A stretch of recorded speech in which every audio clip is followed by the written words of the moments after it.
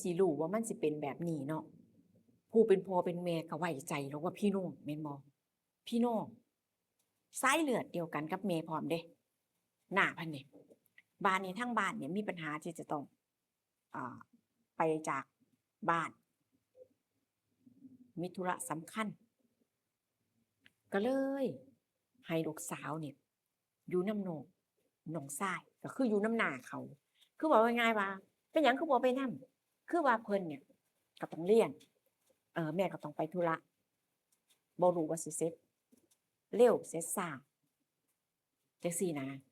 บ้านนี้ก็เลยฝากฝังไว้นำหน้าน้องชายก็มีครอบครัว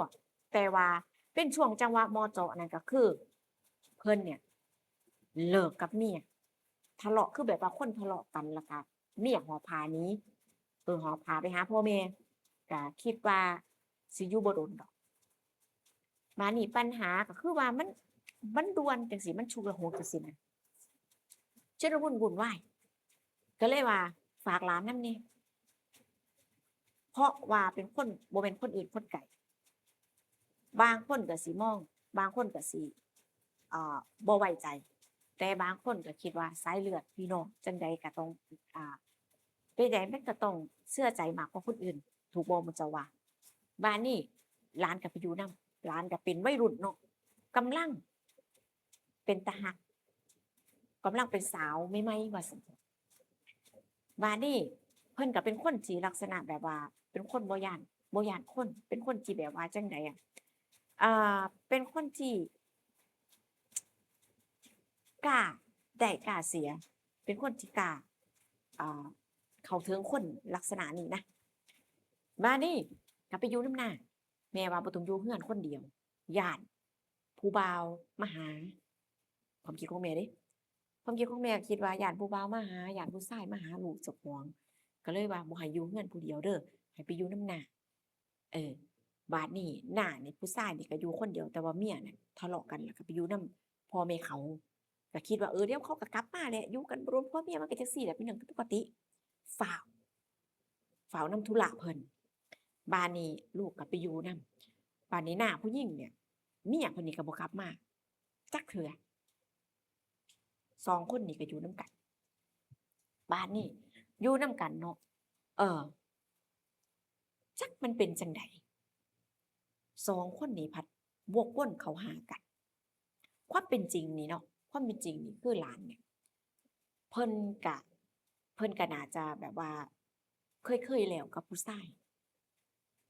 ซึ่งพ่อแม่ก็บ่รู้จังซี้นะเพราะว่าเป็นช่วงวัยรุ่น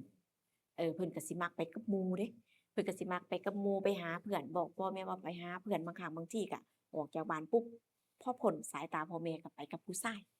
เว้าง่ายๆก็ไปกับผู้บ่าวรุ่นเขานั่นล่ะบัดนี้คือคนแบบว่าเคยผ่านประสบการณ์คนที่เคยมีประสบการณ์บัดนี้ พ่อตกกลางดึกก็บอกว่าย้านบ่กล้านอนคนเดียวบ้านในห้องน้าเนี่ยมันเป็นแบบว่ามืดแล้วก็เป็นแบบวังเวงบ่กล้าอยู่คนเดียวขอมานอนนำหน้าได้บ่หอบผ้าห่มหอบหมอนมานอนนำกลางคืนเดะเขาไปนอนนำผู้เป็นน้าก็ว่าอ้าวหลานก็คงสิย้านอีหลีบ้านมันก็เป็นบ้านใหม่แล้วก็ทรงเป็นทรงทึบปิดมิดชิดจังซี้นะ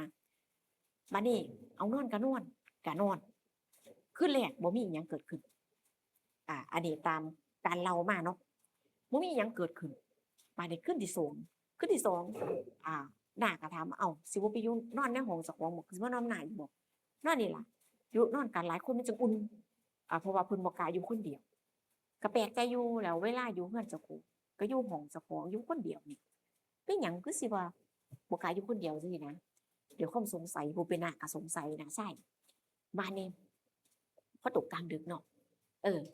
คือว่าหลานเนี่ยก็ขยับมานอนไกลที่แรกนี่คือนอนคนละที่เดะนอนคนละที่น้านี่ก็ซะเจียงนอนนี่ให้น้าก็ลงไปนอนพื้นเอาเบาะพื้นน้อยๆมานอนจังซี้นะก็มีความเป็นผู้ชายอยู่บัดนี้พอตกกลางดึกหลานเนี่ยก็หอบผ้าห่มลงมานอนนำอีกเพราะว่านอนนำกันมันจั่งอุ่นจังซี้นะก็ลักษณะมานอนใกล้แล้วก็กอดน้าก็เริ่มใจเต้นแล้วเนาะใจเต้นใจบ่ดีเพราะว่าเพิ่นก็ใหญ่แล้วเป็นสาวเป็นนางแล้ว จังซี่นะมีท่าทีแบบนี้มันก็เฮ็ดให้แบบว่าให้คิดแม่นบ่ล่ะใหญ่แล้วจังซี้อยู่เรือนเจ้าของก็อยู่ห้องเจ้าของส่วนตัวพอมาอยู่อ่าบ้านนาคือบอกว่าบ่หันอยู่คนเดียวคือบอกว่าย้านนู่นนี่นั่นจังซี้นะบัดนี้เพิ่นก็มานอนมากอดกอดคือว่านั่นล่ะผู้ชายผู้หญิงเนาะแล้วบัดนี้หลานก็จริงแต่ว่าท่าทีของหลานเนี่ยมันเกินมันเกินพอดีมันเกินงามผู้เป็นน้านี่ก็มันก็อดใจบ่ไหวแล้วเพราะว่าเมียก็บ่อยู่หลายมื้อเป็นอาทิตย์2อาทิตย์เลยเมียบ่อยู่นำบัดนี้กอดไปกอดมาลักษณะคือแบบว่าคือแบบต่างฝ่ายต่างรู้ดีนะว่าอีกฝ่ายหนึ่งต้องการหยัง บ่ต้องบอกเป็นคำเว้าแต่ว่าเพิ่นก็สามารถรู้ได้จังซี้นะนั่นล่ะบ้านนี้จำเป็นจำไปคือว่าคน2คนเนาะกอดเจ้ากอดข้อยข้อยกอดเจ้าแม่นบ่แรกๆก็ว่าหลานไปๆมาๆมันก็เกิดความรู้สึกมากกว่าคำว่าหน้าๆหลานๆแล้วบัดนี้2คนนี้อ้าวก็เกินเลยกันมีอิหยังกันท่ามกลางที่ว่าอยู่ระหว่าง2คนหน้าๆหลานๆฝ่ายหญิงนี่บ่กลับมาผัวก็เคยไปตามเดะผัวเคยไปตามไปง้อเมียน่ะเคยไปตามไปง้อว่ากลับมาอยู่เรือนเฮาคือว่าก็ยอมรับผิดทะเลาะกันเรื่องเล็กๆน้อยๆจังซี้นะผัวเนี่ยมักไปกินไปดื่มสังคมติดหมู่พวกประมาณนี้เมียน่ะบ่มักอยากให้ผัวเซาแล้วบัดนี้ผัวก็ว่า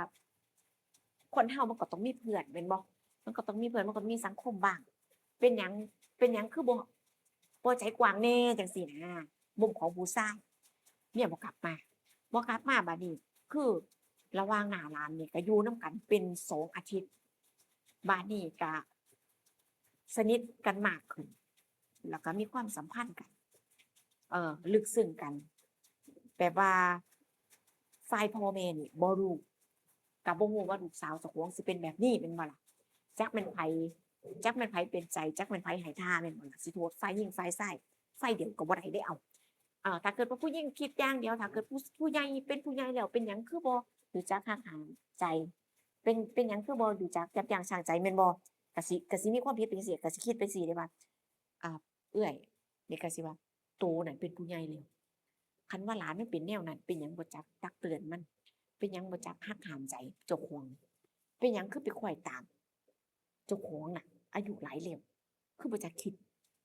มุมนี้เด้บาดนี้มุมผู้ใหญ่คิดเด้บาดมุมผู้ใหญ่เว้า ก็บ่กล้าเว้าบ่กล้าหยังแล้วแม่นบ่บัดนี้พ่อแม่กลับมาเนาะธุระเสร็จเรียบร้อยกลับมาบัดนี้ก็ไปนำเอาลูกสาวไปตามลูกสาวกลับมาว่าเนี่ยแม่กลับมาแล้วก็มาอยู่เรือนเฮาจังซี้นะเกรงใจเป็นการรบกวนเพิ่นก็ค่อนข้างที่จะเป็นเกือบเป็นเดือนเนาะครึ่งเดือนจังซี้นะปานลูกสาวบ่กลับลูกสาวว่าบ่กลับข้อยสิอยู่นี่ล่ะข้อยบ่กลับอยู่นี่ก็มีความสุขดีจังซี้นะอยู่นี่ก็มีความสุขดีบ่กลับดอก พ่อแม่ก็งงว่าเอ้าบ่กลับจั่งใดพ่อแม่กลับมาแล้วบัดนี้นะเพิ่นก็สิอยากสิอยู่เป็นส่วนตัวเป็นตัวแม่นบ่แล้วอีกอย่างหนึ่งเมียก็ยังบ่ทันกลับมาก็สิมีปัญหาปวดสมองจังซี้นะบ่ฮู้เดะบ่ฮู้ถึงความสัมพันธ์2คนนี้บัดนี้เมียน่ะก็เคยไปตามแล้วก็บ่กลับจังซี้ผัวก็บ่ไปง้อแล้วเพราะว่าครั้งหนึ่งเขาไปง้อแล้วเจ้าบ่มาแม่นบ่บัดนี้อีกอย่างหนึ่งก็แฮ่งมีผู้ใหม่ก็สิว่าผู้ใหม่ก็ได้ตั่วเพราะว่า เขาก็มีความสัมพันธ์กันเนาะเขาก็มีอิหยังกันเป็นอาทิตย์2อาทิตย์แล้วจังซี้นะบัดนี้เขาใหม่ปามันแบบว่าของใหม่แม่นบ่ล่ะของใหม่มันก็แฮ่งกำลังรักกำลังหลงหลานนี่ก็บ่กลับเฮ็ดจั่งใดก็บ่กลับน้าก็เลยว่ากลับไปก่อนย้านว่าทางพ่อแม่น่ะสงสัยว่า2คนเนี่ยมันเป็นหยังมันมีอิหยังกันมีความลับหยังกันถึงอีกฝ่ายหนึ่งถึงบ่ยอมกลับจังซี้นะก็เลยบอกว่ากลับไปก่อนจั่งใดก็ค่อยคุยกันจังซี้นะบัดนี้ฝ่ายหญิงบ่ยอมกลับบ่กลับหรือว่าเจ้าได้เขาแล้วเจ้าสิปฏิเสธเจ้าสิบ่รับผิดชอบบ่เจ้าสิเอาเมียเจ้ากลับมาอยู่คือเก่าบ่บ่ได้หลานก็บ่อยู่หลานก็บ่ยอมก็มีปากมีเสียงกันจังซี้นะว่าบ่ได้ถ้าเกิดสิเป็นแบบนั้นข้อยสิเอาเรื่องนี้ไปบอกพ่อแม่แล้วก็สิบอกเบิดซุคนไทบ้านบอกเบิดซุคนให้คนรู้ไปเลยว่าเรา2คนเนี่ย มีอีหยังกันแล้วตลอดเวลาที่ข่อยมาอยู่เนี่ย เจ้าก็บอกว่าเจ้ามีความสุขได้อยู่กับข่อยแล้วมีความสุขแล้วก็สิบ่กลับไปหาเมียคือให้สัญญากับหลานเดะว่ากับอีกฝ่ายนี่ว่าสิบ่ขึ้นไปหาเมียแล้วก็คือว่าสิอยู่แบบว่าสิเอาฝ่ายนี้เป็นเมียใหม่ซะเว้าง่ายๆบัดนี้คือว่าเนาะพอได้เว้าแล้วแม่นบ่อีกฝ่ายหนึ่งมันก็ได้เสียกันแล้วแม่นบ่ล่ะเออก็เป็นลักษณะว่าข่อยก็เป็นเมียเจ้าคนหนึ่งแบบนี้นะบัดนี้พ่อแม่ก็มานำแล้วนำอีกก็บ่กลับอา ผู้เป็นแม่ก็ถามน้องๆว่าเป็นหยังคือบ่กลับเรือนเจ้าของคือว่าให้มาอยู่นี่ก็เพื่อว่าด้วยความที่ว่าเจ้าของน่ะเออเป็นห่วงลูกแล้วมีธุระแค่มาอยู่แค่บางช่วงบางคราวแค่ชั่วคราวเดะเจ้าสิมาอยู่นี่เป็นคือจั่งเรือนเจ้าของคือจั่งว่าเป็นลูกเป็นเต้าเพิ่นบ่ได้เดะคือว่าพ่อแม่ก็อ้ายนั่นล่ะลักษณะว่าอ้ายลูกสาวก็บ่ทนบ่ไหวจังซี้นะว่าอ่าลูกบ่ได้มาอยู่นี่ เป็นลูกเป็นหลานบ่ได้มาสร้างความรำคาญอิหยังอย่างที่คิดเดะลูกมาอยู่นี่ในฐานะเมียคนหนึ่งพ่อแม่ได้ยินถึงกับแบบอึ้งไปเลยเนาะว่าอ้าวสิเป็นเมียแนวใดเจ้าของเป็นหลานเป็นญาติพี่น้องเดะสิเป็นเมียแนวใดจังซี้นะมันก็มีปากเสียงกันคนก็ได้ยินหลายบัดนี้มันก็เป็นธรรมดาเนาะคนแบบว่าบ่เข้าใจกันเว้ากันจังซี้นะก็เสียงดังแม่นบ่ล่ะเสียงดังทะเลาะกันก็บ่แม่นจังซี้เนาะว่าลูกมาอยู่นี่ในฐานะเมียคนหนึ่ง บ่ได้มาอยู่ในฐานะหลานบ่ได้มาอยู่ในฐานะลูกบ่ได้มาสร้างความรำคาญต่างคนต่างมีความสุขช่วงเวลาที่อยู่นำกันจั่งใดลูกก็สิบ่กลับเพราะว่าน้านี่บอกว่าสิรับผิดชอบแล้วก็สิอยู่นำกันเนี่ยเป็นผัวเมียแบบเปิดเผยเพราะว่าน้านี่เพิ่นก็เลิกกับเมียเพิ่นแบบว่าจริงจังแล้วเพิ่นบอกลูกว่าเพิ่นเลิกแบบจริงจังแล้วคือว่าลูกกับน้านี่ก็อยู่กันมาเนี่ยเป็นอาทิตย์2อาทิตย์แล้วเดะเออคือว่าน้านี่ก็บอกว่าสิรับผิดชอบเบิดซุอย่างคือความมันก็แตกนั่นนะเว้าง่ายๆว่าฝ่ายหนึ่งก็เก็บความลับบ่ได้ทนแบบว่าแม่เนี่ยพยายามสิมาแยกระหว่างเพิ่น2คนจั่งซี้เพิ่นก็บ่อยากแยกด้วยความที่ว่าเขาวไม้ปลามันมันก็รักกันเนาะก็บ่อยากแยกแม่นบ่ล่ะก็เลยแบบว่าเปิดปากออกไปว่าลูก อยู่กับน้านี่อยู่แบบผัวเมียบ่ได้อยู่กันแบบน้าๆหลานๆแล้วเอาจั่งใดก็สิบ่กลับบาดนี้ผู้เป็นเมียรู้เรื่องเนาะผู้เป็นเมียรู้เรื่องว่าผัวนี่มีชู้เพราะว่าเขาบ่ทันได้เลิกกันแบบจริงจังเขาก็บอกว่าผัวนี่แอบมีชู้แล้วก็เป็นเรื่องเป็นราวบัดนี้ผู้หลานนี่สิมาเป็นเมียน้อยเขาจั่งสิกลับมาจั่งซี้เนาะก็เกิดมีปัญหานี่บัดมีปัญหาบัดนี้ว่าสิเลือกไผเออคือมันบ่แม่นคนอื่นแม่นบ่ บ่แม่นคนอื่นแล้วบาดนี้มันเป็นคนกันทั้งนั้นผู้ใหญ่ก็มาถามว่าสิเลือกไผระหว่างเอ่อคนใหม่กับคนเก่าสิเลือกไผเลือกเอาสักคนหนึ่งแล้วก็ให้มันถูกต้องเฮ็ดให้มันถูกต้องคันเลือกคนใหม่ก็ต้องอ่าเฮ็ดให้มันถูกต้องผูกข้อไม้ข้อมืออยู่กันเป็นผัวเป็นเมียให้มันชัดเจนแต่ถ้าเลือกคนเก่าคนใหม่นี่สิเฮ็ดจั่งใดจั่งซี้นะให้เลือกเด้บัดนี้เออฝ่ายชายนี่ก็ต้องเลือก ผู้ชายนี่ก็คือว่าแล้วล่ะเจ้าก็ต้องรับผิดชอบแม่นบ่เพราะว่าเมียคนเก่านี่เจ้าก็หนีไปเป็นเกือบเป็นเดือนแล้วผัวว่าข้อยเคยไปตามแล้วเดะแต่ว่าเพิ่นก็บ่กลับไปง้อไปขอโทษเออเพิ่นก็บ่กลับเพิ่นก็ว่าสิเลิกแบบชัดเจนข้อยก็คิดว่าเมียนี่สิถิ้มสิป๋าสิเลิกกับข้อยจริงๆก็เลยหันหาทางใหม่ก็เลยอ่าคือว่าล่ะคนมันมีแผลในใจมันมีแบบว่าปัญหาจังซี้นะพอมีคนแบบว่ามาปลอบใจมาเข้าอกเข้าใจก็เลยหันหาผู้ใหม่จังซี้นะก็เลยตัดสินใจเปิดใจอยู่กับหลานซะเว้าง่ายๆบัดนี้สิเอาจั่งใดบัดนี้พ่อแม่ทางนี้ก็ขยันขยอเนาะว่าเจ้าสิเอาจั่งใดล่ะบัดนี้ในเมื่อเจ้าตัดสินใจจั่งซี้แล้วเจ้าสิเลือกทางใด ผู้ชายนี่ก็ว่าข้อยสิเลือกผู้ใหม่เพราะว่าเมียเนี่ยก็บอกยืนยันเลยว่าสิทิมข้อยพอมีพอรู้ว่าข้อยสิมีคนใหม่จังซี้แล้วสิกลับมาจังซี้ข้อยก็บ่เอาแล้วข้อยสิเอาผู้ใหม่เออผู้ ผู้อยู่กับผู้ใหม่แล้วมีความสุขกว่าเข้าใจกว่าจังซี้นะเพราะว่าวัยรุ่น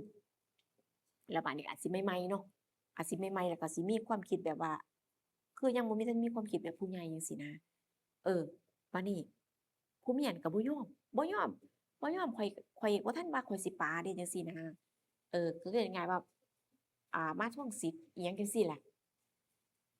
มาทวงสิทธิ์มันก็บ่ทันแล้วแม่นบ่ล่ะเพราะว่าผู้นี้ก็เข้ามาอ่า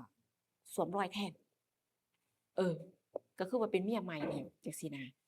บัดนี้คันว่าเลือกผู้นี้แล้วก็ต้องผูกข้อไม้ข้อมือเฮ็ดให้มันถูกต้องเดะถึงสิเป็นหลานถึงสิเป็น